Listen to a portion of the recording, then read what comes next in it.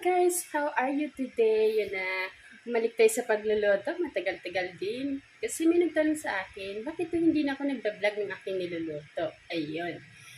Ang sagot ko sa kanya, hindi naman ako kumikita. Biro lang ka ako. Siyempre, minsan napapagod din. Mas gusto na maging, hindi na lang i-open sa media yung ating mga ginagawa. Pero napag-isip-isip ko, o nga naman, ayun, baka makatulong sa iba. Eh, heto, vlog na naman. Ayun na guys, magluluto na naman tayo ng isang healthy na putahe at talaga namang napakasimple din gawin. Ayan, meron tayo dito. Yan. Prinito ko na guys yung bangos. Gagamit lang tayo ng paper towel para malisin natin yung oil.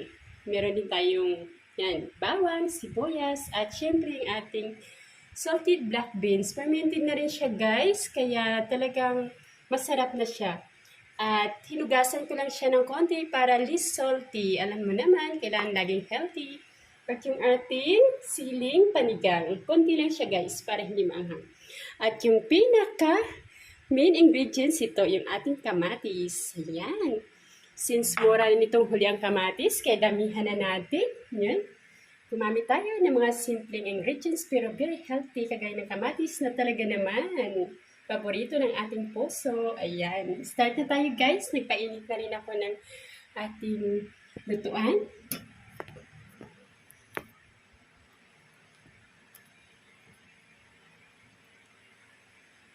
Gagamit lang tayo ulit ng konting olive oil. Ayan.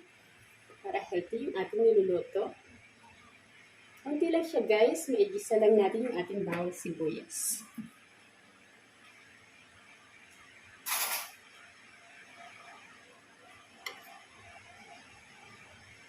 Then, sasangkot siya na natin yung ating bawang. Ako guys, kasi mas madalas gumagamit ako ng bawang sa simula. Kasi mas gusto ko yung maamoy ko yung toasted na bawang. Napakabango.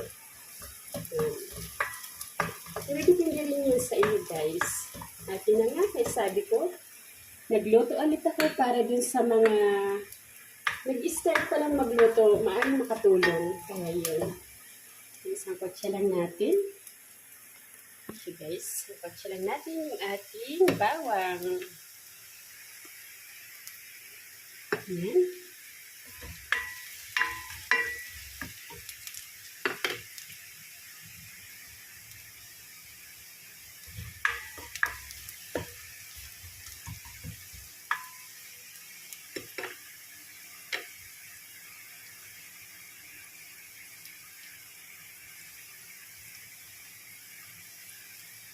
Ayan lang natin mag-golden brown ang ating bawang.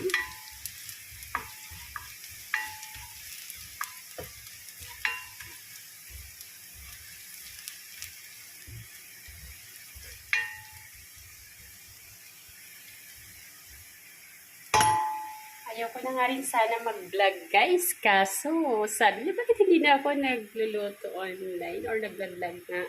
Sabi ko naman, hindi kumikita eh. Biro lang, pero yun na nga. Naisip ko din, hindi lang naman tayo nagluluto para kumita or nag-online luto para kumita, kundi para magbigyan ng inspiration yung mga nagsisimula pa lang or yung mga baguhan. Kasi dyan din ako nagsimula sa pag-browse. Yun. Kaya ngayon, yun, share ko naman yung kaalaman ko sa inyo guys. Kaya sana, watch nyo hanggang dulo yung ating lulutuin and like and share na rin para makita rin ng iba, mapanood din nila. Yun. Yan. So, yun na. Toast na yung ating bawang. Gusto ko talaga yung ganyan eh. Yung medyo nasusunog-sunog na siya. Para amoy na amoy ko yung bango. Kaya natin yung ating sibuyas. Mamit nga pala ako dito guys ng isang buong sibuyas. Yan.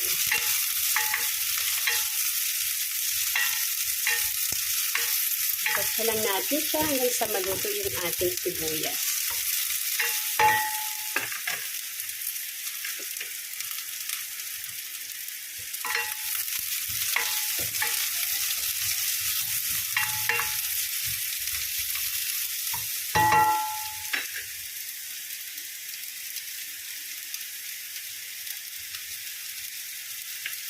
Hindi na rin pala tayo gagamit dito guys ng asin or patis.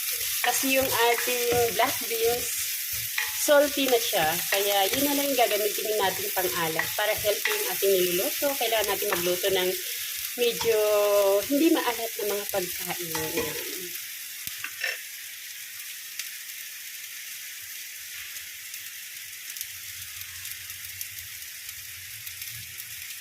Pansinin nyo naman guys, yung aking pagkasangkot siya. Halos wala na siyang oil. Basta maigisa lang natin yung ating sibuyas at bawang. Yan.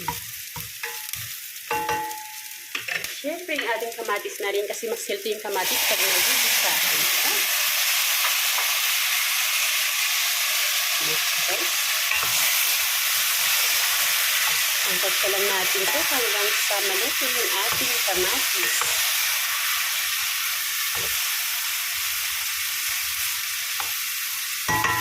Cover lang natin siya guys. Sintayin na lang natin na maluto siya. Ayan. Ayan na siya guys. Medyo luto na yung ating kamatis. Ayan. Magdadagdag lang tayo ulit ng 3/4 cup ng water. At ilalagay na rin natin yung ating fermented black beans. Ubusin lang natin siya para talaga masarap. Yan.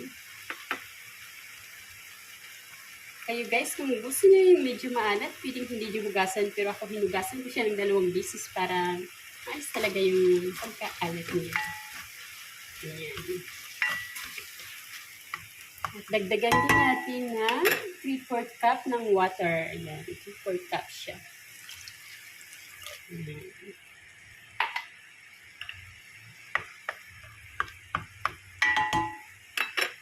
Lagay na natin yung ating isda.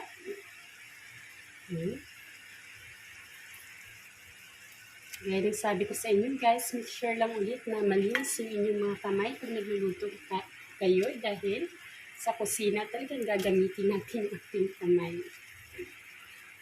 Ayun na nga.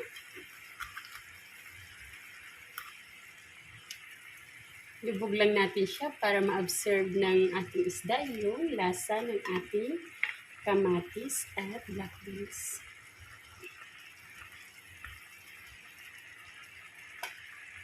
Cover lang natin ulit. At mamaya pag medyo luto na siya, babalik ta rin naman natin para yung kabila naman ang may lubog doon sa ating sauce. Ayan. So guys, napaliktad ko na rin pala siya. Ayan, napakasarap na niya. At talagang amoy masarap na siya. At sakto lang pala guys, yung hugasan nyo talaga yung black beans. Dahil tinikman ko siya talaga napakasarap lang ng lasa. Pag hindi nyo kasi siya hinugasan, maalat siya. So yun. Mag-a-add lang tayo ng pamintang pino. Ayan, add lang tayo paminta. Ito kasi paminta is life. Ayan. Para sa mga nagsasawa na sa sinigang na bangus, paksiw na bangus, inihaw na bangus, at pritong bangus, ito guys, try nyo naman. Talagang mapapakain kayo sa sarap. Ayan. Amoy pa lang guys, talagang masasabi, ulam na. Kaya yan. Try nyo na ito guys. Kung nagustuhan nyo itong video, please like and share. At sana makatulong ako dun sa mga baguhan. At yung panghuli nga ito, lalagay na natin yung ating siling panigang. Toppings lang yan guys. Saka patanggal na rin ng amoy ng isda. Ang kaganda kasi ng siling panigang sa isda. Saka syempre healthy din siya sa ating talusugan. Kaya gamitin natin yung mga healthy na makakatulong palagi. Yan, ang ganda niya guys. Yun. Tatakam na ba kayo? Kain na na!